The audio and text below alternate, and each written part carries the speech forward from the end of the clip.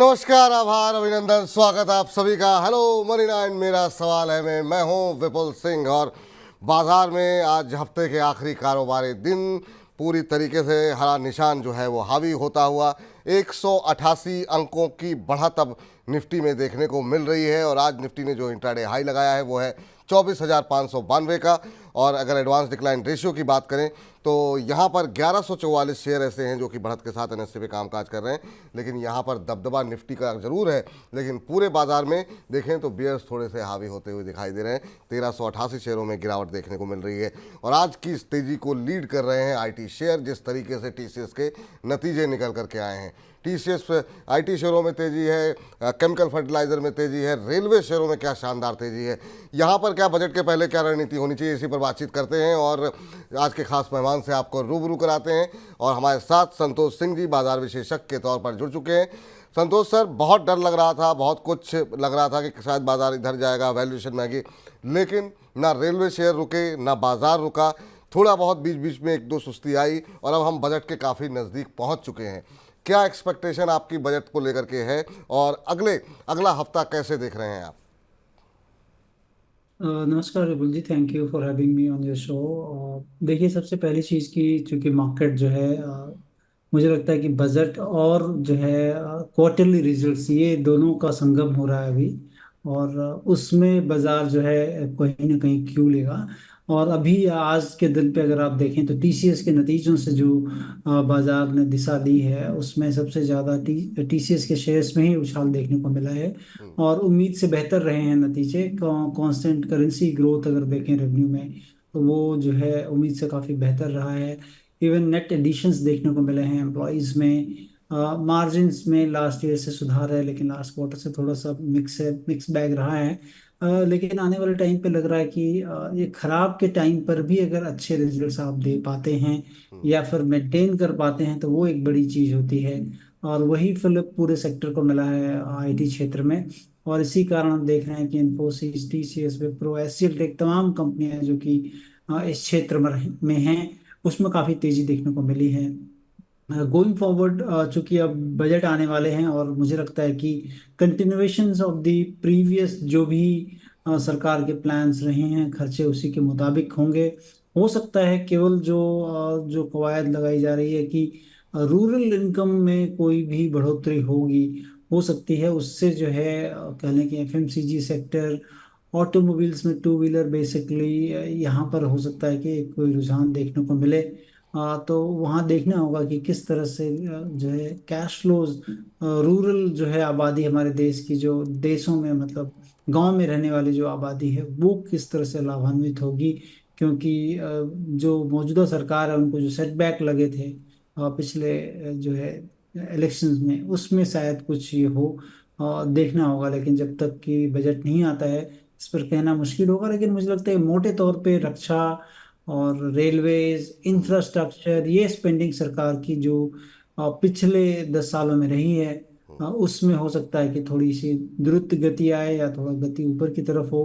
क्योंकि overall GDP maintain करने के लिए सरकारें खर्च काफ़ी करती हैं। फिस्कल डेफिसिट में थोड़ी कमी हो सकती है, फिस्कल प्रूडेंस को बनाए रखा जाए, जी, ये तमाम चीज़ें होंगी जहां पर कि मुझे लगता है कि देखना चाहिए आने वाले टाइम पे।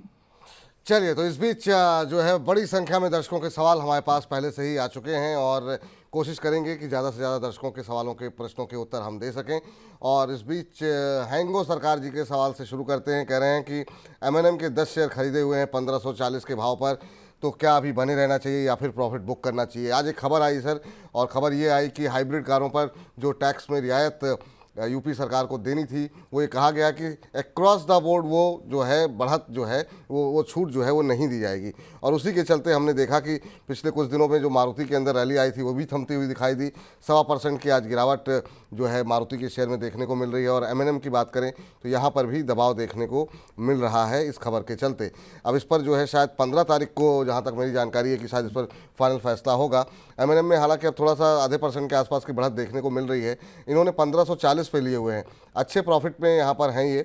क्या सलाह रहेगी, क्या एक बार के लिए मुनाफा बुक करना चाहिए या फिर अभी बने रहना चाहिए? आप एमएनएम की बात कर रहे हैं? महिंद्रा एंड महिंद्रा, जी बिल्कुल। हाँ जी। हाँ, तो मुझे लगता है कि आपको एक तो बने रहना चाहिए, क्योंकि अगर आप देखें जिस तरह से नंबर्स महिंद्रा एंड महिंद्रा ने पोस्ट किए हैं लगातार पिछले 1.5 2 सालों में, और उसमें उनके एसयूवी सेगमेंट में जिस तरह से अपवर्ड ट्रैक्शन देखने को मिला है, वो काफ़ी जो है उत्साहवर्धक रहा है। क्योंकि जो है ईवी पैक में टाटा मोटर्स और कह लें कि महिंद्रा एंड महिंद्रा, ये दो कंपनियां जो कि लिस्टेड हैं, उन्होंने काफ़ी बड़ा जो है बढ़ चढ़ कर भाग लिया है। और 2 महीनों से हम देख रहे हैं कि टाटा मोटर्स के नंबर्स में थोड़ी सी गिरावट या मोमेंटम थोड़ा कम होते हुए दिखा है, लेकिन महिंद्रा एंड महिंद्रा भी जो है कह लें कि काफ़ी अच्छा मोमेंटम बना रखा है, आपको ट्रैक्शन में दिख रहे हैं। केवल जो खबर आई थी कि इसमें जो एसयूवी एक्सयूवी 700 के दाम में मतलब गिरावट होगी, और कंपनी ने क्लैरिफाई किया कि उसमें कोई फिनेंशियल इम्पैक्ट ज़्यादा नहीं होने वाला है कंपनी के ऊपर में।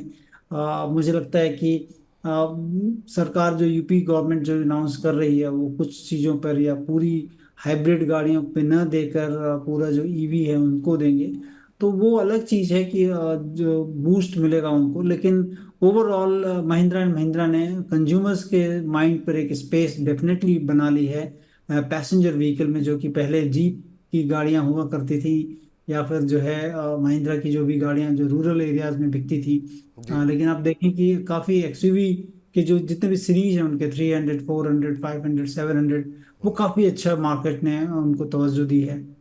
मुझे लगता है एकदम होल्ड करके रखना चाहिए। होल्ड करके रखिए, आपके लिए सलाह निकल करके आती हुई अंजलि नेगी जी का अगला सवाल लेते हैं। अंजलि नेगी जी कह रही हैं कि सर, इरेडा पीएफसी आरवीएनएल में क्या करना चाहिए, अभी वेट करें या फिर प्रॉफिट बुक कर लेना चाहिए।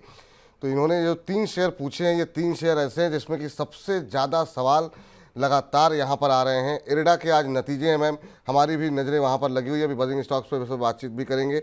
और क्या मूव यहाँ पर देखने को मिल रहा है, आज 300 का लेवल भी क्रॉस कर गया, 32 रुपये का इसका इशू प्राइस था। तो शानदार रिटर्न यहाँ पर लोगों को मिले हैं। आरवीएनएल में भी आज काफ़ी शानदार रैली है और इसने नया रिकॉर्ड हाई बनाया है।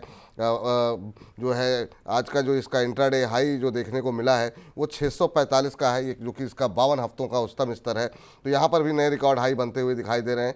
और अक्रॉस द बोर्ड आज हम देख रहे हैं रेलवे शेयरों में काफ़ी अच्छी बढ़त है। इरकॉन 7.5% ऊपर है, आईआरएफसी 4.5% ऊपर है, हालांकि आरबीएनएल आधा ही परसेंट ऊपर है, लेकिन पूरे रेलवे पैक में काफ़ी अच्छी खरीदारी है। रही बात पीएफसी की, तो पीएफसी में भी आज हम देखें अगर तो काफ़ी अच्छा मूव देखने को पिछले कुछ दिनों में मिला था, आज 2.5% नीचे कामकाज करता हुआ। सर, यहाँ पर इनको अभी क्या मुनाफा बुक करना चाहिए, इनका भाव हमें नहीं पता है, पर ये आशंका सबके मन में है, प्रॉफिट बुक करें या बने रहें, क्योंकि कोई भी अपने प्रॉफिट को कम नहीं देखना चाह रहा है, तो इसलिए लोग ये लगातार सवाल पूछ रहे हैं। सबसे पहली चीज कि इतना बढ़ गया, मतलब हेड ऑफ अर्निंग्स अगर कोई भी चीज बढ़ती है तो आपको धीरे धीरे प्रॉफिट धीरे धीरे बुक करें। एक साथ अगर बेच देंगे पूरे शेयर्स को तो आप शायद पूरी गेन को न ले पाएं। तो आपको, मुझे लगता है कि धीरे धीरे प्रॉफिट बुक करें, 10% निकालें, फिर थोड़ा बढ़ता है तो 10% करके चंक्स में आप बेच सकते हैं। देखिए, आरबीएनएल में हमने कई बार जो है आपके साथ बात की है कि मुझे पूरे रेलवे पैक में आरबीएनएल कह लें, आईआरसीटीसी कह लें, ये दो कंपनियां मुझे काफ़ी अच्छी लगती थी एज पर अर्निंग्स। लेकिन अर्निंग्स एंड वैल्यूएशंस के लिहाज से आई कह लें कि आईआरएफसी की बात कर लें या फिर इरेडा की बात कर लें जो कि रिन्यूएबल स्पेस में है, ये दो कंपनियां जो है वो थोड़े अलग ट्रेजेक्ट्री पर हैं। और चूंकि एक कह लें कि सरकारी कंपनियों की री रेटिंग जैसी हुई है और उसके कारण इनका लाभ ज़्यादा मिला है, लेकिन प्रॉफिट बहुत ही लाजमी है, आपको लेना चाहिए। मतलब प्रॉफिट के लिए ही तो हम लोग मार्केट में आते हैं। प्रॉफिट जब मिल रहा होता है, मैंने कहते हैं ना कि जब लक्ष्मी जी आपके दरवाजे पर हैं, तो आपको दरवाजा खोलकर उनका स्वागत करना चाहिए और थोड़ा जरूर घर लेके जाना चाहिए। जी, थोड़ा थोड़ा मुनाफा जो है अवश्य बुक करते रहना चाहिए, क्योंकि एक तरफा रैली देखने को मिली है तो कहीं ना कहीं थोड़ी सी सुस्ती आ सकती है। तो एक साथ ना बेचिए, थोड़ा थोड़ा करके प्रॉफिट बुक कीजिए, ताकि कोई गिरावट आए तो आपको दोबारा अगर आप एंट्री भी करना चाहें तो भी आप कर सकते हैं। निवेदिता पाटिल जी का सवाल ले लेते हैं। निवेदिता जी कह रही हैं कि रेणुका शुगर खरीदे हुए हैं 55 के भाव पर, 5,000 शेयर जिन्होंने लिए हुए हैं रेणुका शुगर के, और अभी अगर हम देखें रेणुका शुगर का जो भाव देखने को मिल रहा है वो 50 का चल रहा है, 5 रुपये पर शेयर का इनको यहाँ पर नुकसान हो रहा है। कोई संभावनाएं हैं सर यहाँ पर? अब 6 महीने में 8% का रिटर्न देखने को मिला है, पूरे साल भर में 15-16% का रिटर्न, तो क्या करें? अभी एक बार के लिए निकल जाएं, किसी ऐसे सेक्टर में जाएं जहाँ पर जो ट्रेंड चल रहे हैं, या अभी बने रहना चाहिए? आपकी सलाह क्या रहेगी निवेदिता जी को? देखिए, रेणुका शुगर डेफिनेटली कह लें कि जब कंपनी के रेजोल्यूशंस हुए थे उसमें, जब कंपनी कह लें कि जो विल्मर ग्रुप है उसकी हो गई है कंपनी। लेकिन आफ्टर टेक ओवर भी हमने देखा कि बहुत ज़्यादा कैश फ्लोज उतने अच्छे नहीं रहे हैं। और इसमें जो बेहतर कंपनियां हैं, हमेशा हम इस बात की कवायद करते हैं कि सेक्टर में जो बेहतर कंपनीज हैं, और बेहतर इन सेंस की कितने कैश फ्लो जिसके अच्छे हैं, जिनका फाइनेंशियल हेल्थ अच्छा है, आपको उधर की तरफ देखना चाहिए। और उसमें मुझे लगता है कि बलरामपुर चीनी जो है one of the biggest company है। और काफ़ी जो है उन्होंने लास्ट ईयर या 2-3 सालों में एथेनॉल की बड़ी कैपेसिटी बिल्डअप की है। तो आपको अगर यहाँ लॉस हो रहा है तो मुझे लगता है कि यहाँ से निकल कर जो कंपनी बेहतर कर रही है और अपने शेयर होल्डर्स के लिए काफ़ी बेहतर किया है, उन्होंने काफ़ी कई सालों में पिछले बाईबैक्स के जरिए काफ़ी रिवॉर्ड भी दिया है। बेहतर कंपनी है, आप वहाँ पर शिफ्ट कर सकते हैं। चलिए, तो ये सलाह आपके लिए निकल करके आती हुई अगली दर्शक के पास चलते हैं। पूजा जी हमारे साथ जुड़ चुकी हैं, चंडीगढ़ से हैं। पूजा जी को नमस्कार। नमस्कार जी, मैं पूजा जी का हस्बैंड बोल रहा हूँ। अच्छा, नमस्कार सर, कैसे हैं? क्या शुभ नाम है आपका? मेरा नाम है जी विक्रम। विक्रम। विक्रम जी कैसे हैं आप? मैं बहुत ही बढ़िया, और सबसे पहले तो आपको सादर प्रणाम। धन्यवाद सर, आपको भी प्रणाम है सर। और आप आपके फैन है हम। आपका जो एक तरीका है ना, लहजा जो बोलने का है, उसके हम बहुत ज्यादा कायल हैं और आपके फैन हैं। अरे बहुत बहुत शुक्रिया विक्रम जी। और आप जैसे दर्शक ही जो है कार्यक्रम को और बेहतर बनाने में हमारी मदद कर रहे हैं। आप लोगों के सुझाव, आप लोगों की बातें जो है निश्चित रूप से बहुत ऊर्जा देती हैं। और कैसे लग रहे हैं आपको मनी नाइन के कार्यक्रम सर? मैंने अभी थोड़े टाइम पहले ही देखना शुरू किया, महीना भर पहले ही। जी। और धीरे धीरे इस चीज में नए हैं तो पता नहीं था, लेकिन 5-7 हजार हरे में ही है, चलिए, साल में नहीं। आप ऐसे ही हरे में रहें, आपका मुनाफा और बढ़ता रहे, 5-7 हज़ार से 50-70 हज़ार हो और फिर लाखों में पहुंचे, यही हमारी उम्मीद है। आज बताइए क्या सवाल है आपका? मेरा सवाल है कि मैंने नवकर कॉर्प के लिए 600 शेयर 123 के भाव पे। अच्छा, नौकर कॉर्प के अभी कुछ दिन पहले ये शेयर रिकमेंड भी किया गया था हमारे एक हाँ, एक्सपर्ट उसी की के तरफ हिसाब से। से मैं आपके प्रोग्राम के थ्रू ही जी रिकमेंडेशन जी थी, तो जी मैंने देखा ठीक था। जी तो लेकिन आज भी 2-3-4% गिर गया नीचे। जी जी जी। आपका नज़रिया क्या है सर? तो आपका नज़रिया क्या है? नहीं, मैं तो रोक के रखूंगा। मेरा तो उसूल है कि जब तक निकलेंगे, तैरेंगे, रोके रहेंगे। अभी इतने भी कंपनी मारी नहीं है, ऐसा लग रहा है कि काफी टाइम से चल रही है। धीरे धीरे एक दो महीने बाद इससे तो ऊपर जाएगा ही जाएगा। बिल्कुल, वो देखिए, कभी भी जब आप किसी एनालिस्ट की रिकमेंडेशन से शेयर लेते हैं, जैसे मुझे याद है शायद शरद मिश्रा जी ने इसको रिकमेंड किया था, तो एक दिन की गिरावट पे या एक दिन की बहुत तेज़ी पर पैनिक नहीं करना चाहिए। उन्होंने अपनी जो स्टडी की होगी उसके आधार पर उन्होंने ये निर्णय दिया है। और इस शेयर में रिटर्न भी अच्छे रहे, एक महीने में करीब 15% ये शेयर चला है पिछले कुछ दिनों के अंदर। अब उनके जो भी टारगेट दिए हुए वो उन्होंने शायद 1 से 2 महीने 3 महीने के लिहाज से दिए थे। तो वेट कीजिए, जब भी शरद मिश्रा जी यहाँ पर आएंगे तो आपका सवाल हम दोबारा ले लेंगे। वैसे एक संतोष जी की राय भी आपको दिलवा देते हैं। सर, नवकर कॉरपोरेशन के ऊपर जो है इन्होंने खरीदारी की हुई है, 123 की खरीद है इनकी। अभी 120 के आसपास चल रहा है, 119, 120। आज 1.5% के आसपास की गिरावट है। आपकी सलाह क्या रहेगी अगर आप ट्रैक करते हो तो? ये मैं ज़्यादा नज़दीक से तो ट्रैक नहीं कर रहा हूँ स्टॉक को, लेकिन अगर चार्ट को देखता हूँ मैं, तो मुझे लगता है कि कहीं ना कहीं एक स्टॉप लॉस 115 के आसपास का ज़रूर बना के रखें, क्योंकि मार्केट लाइफ हाई के आसपास है। और कभी भी कोई मार्केट में किसी भी तरह का करेक्शन अगर होता है ड्यू टू दी बजट कह लें, या फिर कह लें कि जो भी तिमाही के नतीजे आ रहे हैं, तो उसमें बहुत ज़्यादा वेल्थ इरोजन हो आपका, उसके लिहाज से 115 रुपये का जो है बाई क्लोजिंग बेसिस एक स्टॉप लॉस जरूर लगा लें। क्योंकि स्टॉक में दिख रहा था कि ये एक ब्रेकआउट हुआ, और ब्रेकआउट के बाद फिर हमने फिजल आउट होते हुए देख रहे हैं ब्रेकआउट को।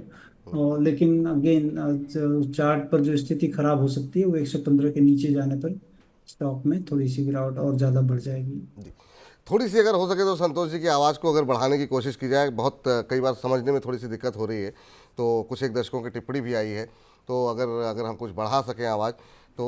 इस बीच वर्षा रमानी जी का सवाल ले लेते हैं। कह रहे हैं कि सर, हम आपका शो बहुत ही इंजॉय करते हैं। बहुत बहुत धन्यवाद मैम। कह रहे हैं कि कृपया ये बताएं कि एरडा और एनएचपीसी पर क्या करें, प्रॉफिट बुक करें इरिडा के पे तो अभी हमने थोड़ी देर पहले बात की है, तो आपको राय मिल जाएगी और फिर अभी बजिंग स्टॉक्स में भी बातचीत होगी।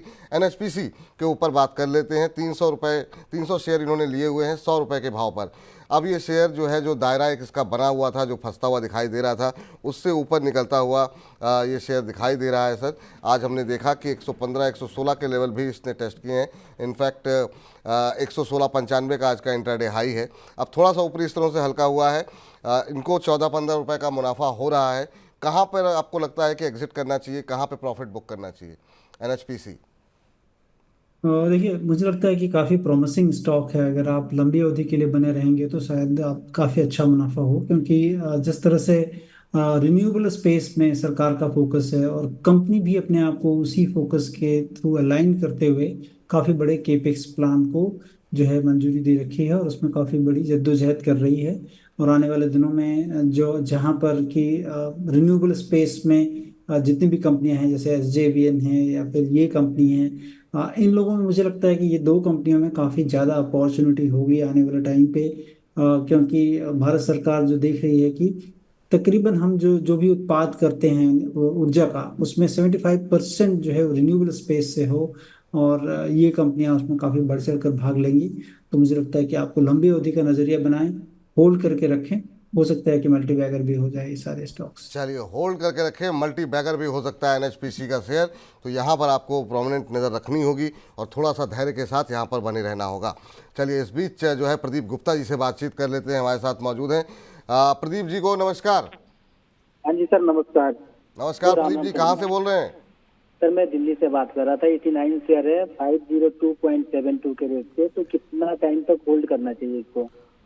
आरईसी के 89 शेयर हैं, 502.72 है, यही बताया ना आपने? हाँ जी, हाँ हाँ जी, हाँ जी, हाँ जी सर। चलिए ठीक है सर।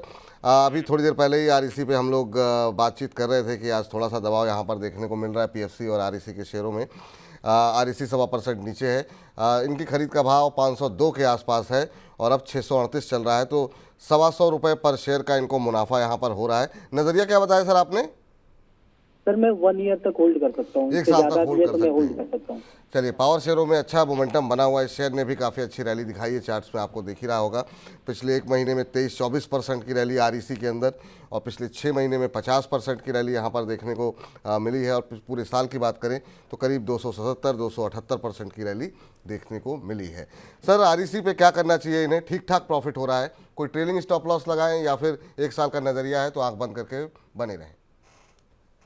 मुझे लगता है कि क्योंकि एक बहुत बड़ी रैली ऑलरेडी आ चुकी है, और जब कभी भी किसी स्टॉक में एक रैली आ जाती है तो आइदर स्टॉक्स जो है वो साइडवेज हो जाता है या फिर जो है कहीं भी करेक्शंस भी आ सकते हैं। क्योंकि वैल्यूएशंस के लिहाज से थोड़े बढ़ चुके हैं स्टॉक्स, और मुझे लगता है कि थोड़ी तो प्रॉफिट बुक कर लें, और एटलीस्ट जो है 25 to 30% प्रॉफिट बुक करें। रेस्ट जो है वो 620 के नीचे का एक स्टॉप लॉस लगा के बने रह सकते हैं। चलिए, तो ये राय आपके लिए निकल करके आती हुई। इस बीच अगला सवाल लेते हैं दिनेश पटेल जी का। दिनेश पटेल और रचित सक्सेना, इन दोनों के एक ही जैसे सवाल हैं, इन दोनों को ही एक साथ ही समेट लाने की कोशिश करते हैं। दिनेश पटेल जी कह रहे हैं, hello money 9 team, I am Dinesh living in Kuwait. Kuwait से इन्होंने अपना सवाल भेजा है, कह रहे हैं कि मैं आपका कार्यक्रम डेली देखता हूँ। और इसके अलावा शिपिंग कॉरपोरेशन ऑफ इंडिया के ऊपर इनका प्रश्न है सर। 15 शेयर इन्होंने ले रखे हैं और कह रहे हैं 155 के भाव पर इन्होंने लिए हुए हैं। कह रहे हैं कि लॉन्ग टर्म का व्यू है। कह रहे हैं विपुल सर आप ग्रेट हो, I am big fan of money 9 channel, please answer. बहुत बहुत शुक्रिया सर, बहुत बहुत धन्यवाद। और हम लोग पूरी मनी 9 की टीम आप जैसे दर्शकों की फ़ैन है कि जो लोग उत्साहवर्धन हम लोग का करते रहते हैं। रचित सक्सेना जी का भी ऐसा ही सवाल है सर। इन्होंने कोचिन शिपयार्ड लिया हुआ है 20 शेयर 282 के भाव पर, और कह रहे हैं प्रॉफिट बुक करें या होल्ड करें। और शिपिंग कॉरपोरेशन के भी इनके पास हैं 360 रुपये पे ये शेयर लिए हुए हैं इन्होंने। तो इन्होंने जो है 360 पे लिए हैं, दिनेश जी ने 155 पे लिए हैं। दोनों की खरीद में बहुत ज़्यादा अंतर है। लेकिन कल शिपिंग कॉरपोरेशन ऑफ इंडिया पे क्या मूव देखने को मिला, खबर यहाँ पर ये थी कि एक तो शिपिंग सेक्टर को लेकर के बड़ी अनाउंसमेंट को लेकर के एक बातचीत थी बजट के अंदर, लेकिन शिपिंग कॉरपोरेशन में ये था कि सरकार स्ट्रेटेजिक सेल की अब योजना बना रही है एनएमडीसी स्टील और शिपिंग कॉरपोरेशन ऑफ इंडिया में, और लगभग तैयारी पूरी हो चुकी है। और सिर्फ जो है पीएमओ के हस्ताक्षर का वेट किया जा रहा है। कल जो है करीब 20% की रैली देखने को मिली थी सर, और आज भी 4.5% की रैली देखने को मिल रही है। 345 का लेवल यहाँ पर है। पहले शिपिंग कॉरपोरेशन में ही जिन्होंने 155 पे लिया है उनके लिए आपकी क्या सलाह रहेगी? देखिए, मुझे मुझे लगता है कि उनके लिए ये सलाह है कि आप थोड़ा सा प्रॉफिट, एटलीस्ट 25% तो प्रॉफिट ले लें, ऑफ द टेबल करें। उसके बाद थोड़ा होल्ड करें। शिपिंग में एक बड़ी तेजी आई है, और उसका मतलब एक सिंपल रीजन है कि जितने भी पीएसयू स्टॉक हैं उसमें काफ़ी अच्छी रेटिंग हुई है, और कंपनी के लास्ट के 3 साल के मुनाफे में भी काफ़ी अच्छी ग्रोथ देखने को मिली है। लास्ट ईयर्स केवल थोड़ा सा जो है टेपर था, लेकिन ऑपरेटिंग प्रॉफिट के लिहाज से देखेंगे तो उसमें कोई ज़्यादा बढ़ोतरी लास्ट के 3 सालों में नहीं हुई है।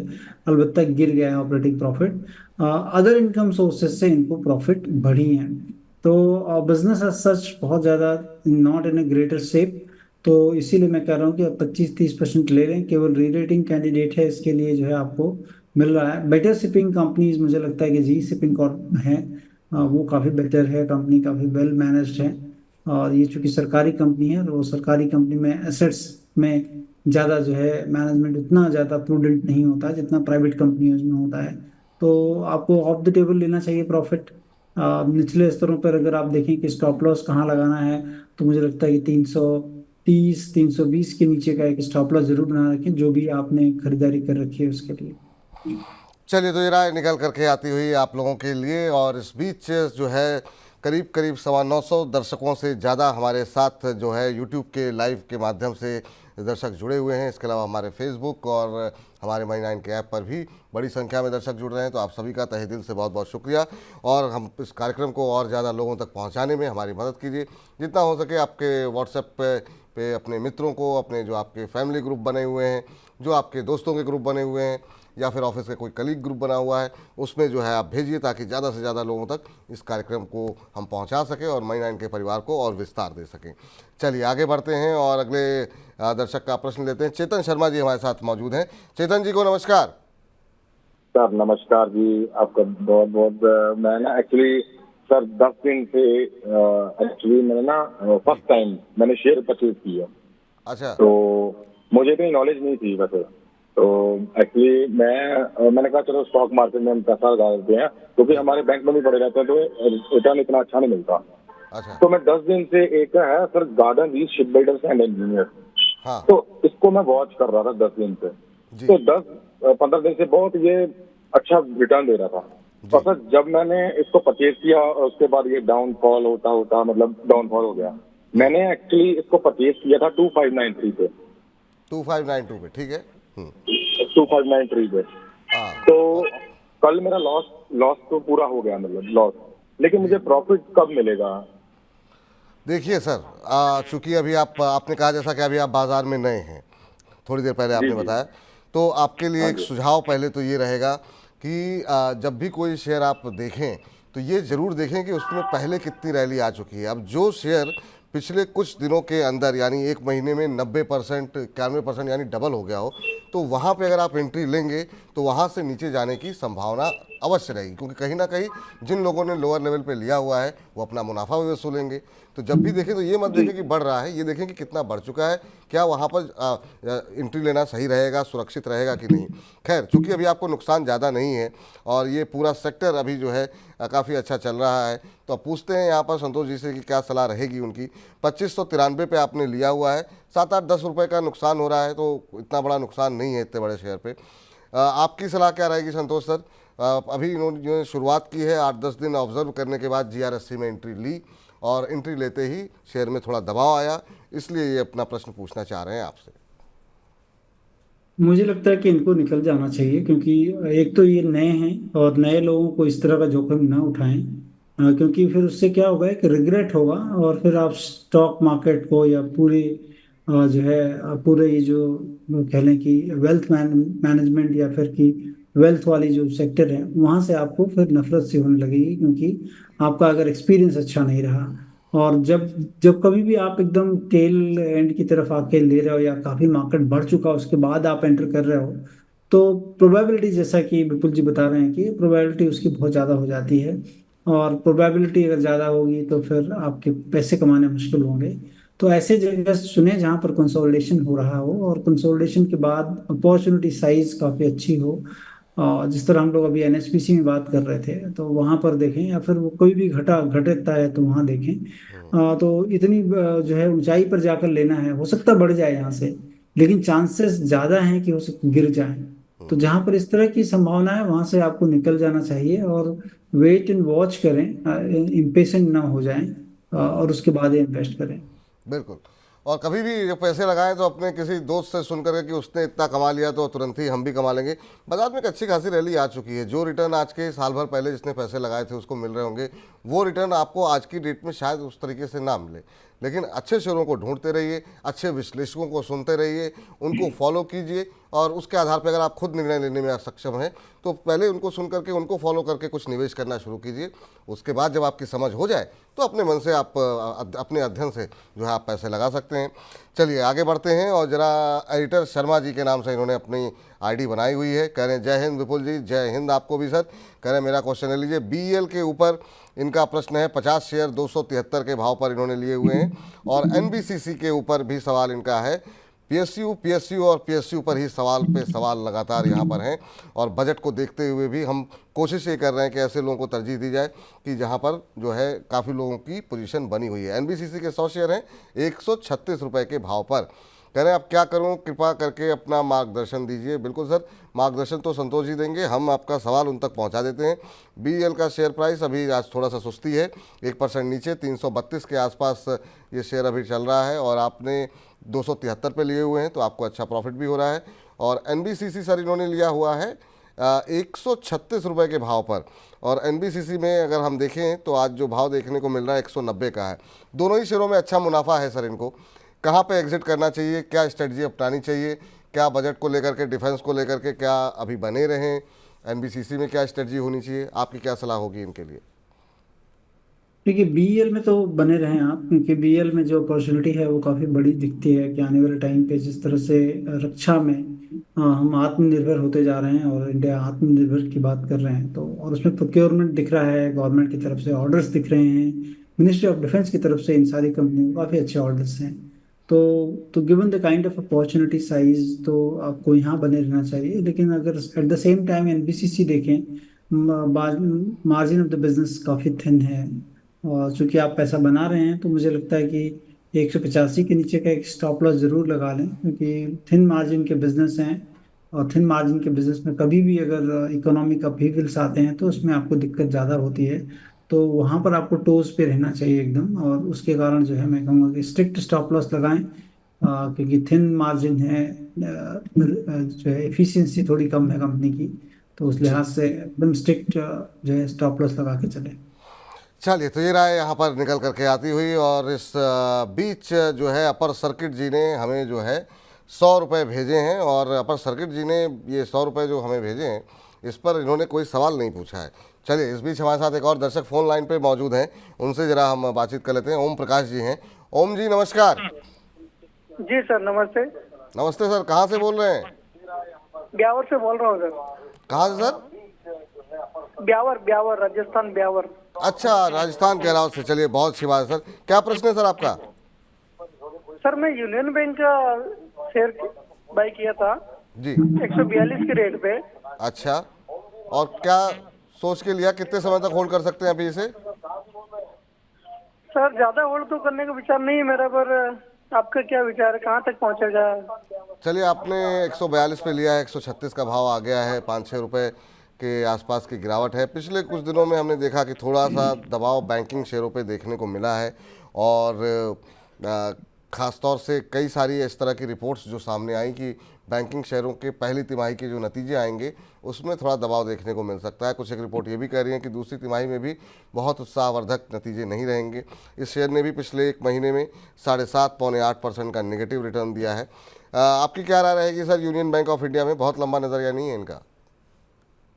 तो लंबा नजरिया नहीं है तो आप 133 रुपये 133 बाई क्लोजिंग बेसिस एक स्टॉप लॉस लगा लें कि अगर क्लोज होता हुआ लास्ट के 15 मिनट में दिख रहा है तो आप जो है निकल जाएं इससे, क्योंकि वहाँ पर जो है एक तरह से सपोर्ट लेवल बना हुआ है। फंडामेंटली अगर आप देखेंगे तो मतलब रीजनेबली वैल्यूड है और हो सकता है कि आप जैसा बता रहे हैं कि 1 से 2 क्वार्टर में कुछ वन ऑफ हो, लेकिन वैल्यूएशन इतने जो है अच्छे हैं कि आप, मुझे नहीं लगता कि अगर आप लंबी अवधि के नज़रिया रखते हैं तो कोई भी गिरावट हो वहाँ पर वो अपॉर्चुनिटी होती है।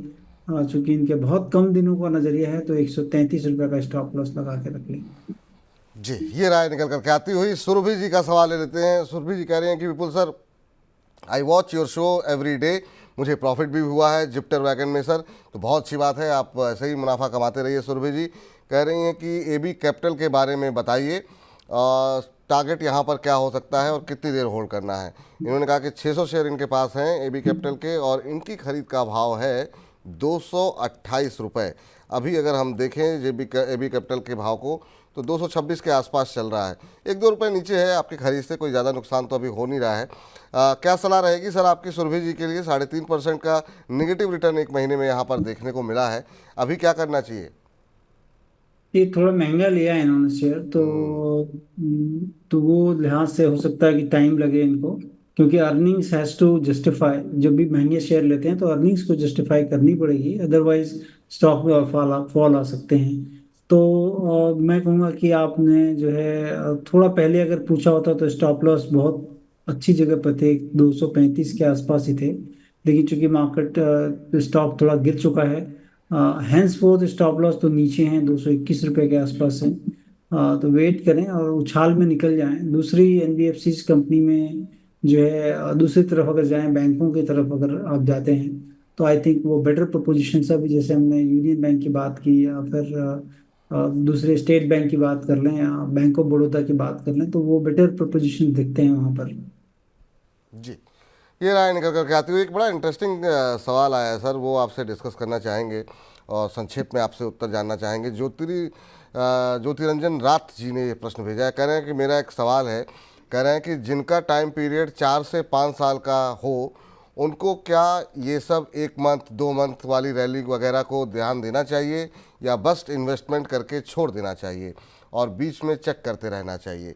तो ये बड़ा महत्वपूर्ण है कि जो लोग ये कहते हैं कि लंबी अवधि का नज़रिया है, तो क्या उनको समय समय पर अपना पोर्टफोलियो रिव्यू करना भी चाहिए या फिर सीधे जब 4 साल के लिए रखा है तो 4 साल बाद ही एक बार चेक करना चाहिए? तो ये जो लोग नए निवेशक आ रहे हैं उनकी दुविधा को थोड़ा आप दूर कीजिए सर। नहीं, आपको बराबर, जैसे अगर आप फसल लगाते हैं तो फसल की रखवाली तो करनी पड़ेगी, आपको देख रेख करनी पड़ेगी कि कोई कीड़े नहीं लग गए, कोई जानवर नहीं खा गया, ठीक है, बरसात हुई कि नहीं हुई, तो आपको देख रेख तो करनी पड़ेगी। That to be on a periodic basis, 3 महीने 6 महीने पर आपको एक बार रिव्यू लेना पड़ेगा कि जिस कंपनी में आपने इन्वेस्ट किया है वो कंपनी क्या ठीक कर रही है या फिर उसमें कोई नेगेटिव न्यूज़ तो नहीं है। तो इन तमाम चीज़ों को आपको बराबर चेक करते रहना पड़ेगा। ये डेफिनेटली ज़रूर उन्होंने ये ठीक कहा कि अगर आप 4-5 साल के साइकिल को राइड कर लेते हैं तो वो एक बेहतर समय होता है जब आपने कुछ एनफ टाइम दिया है स्टॉक को, मैनेजमेंट को, कि वो परफॉर्म करें और उस पर आपको रिटर्न काफ़ी अच्छे छूटते हैं।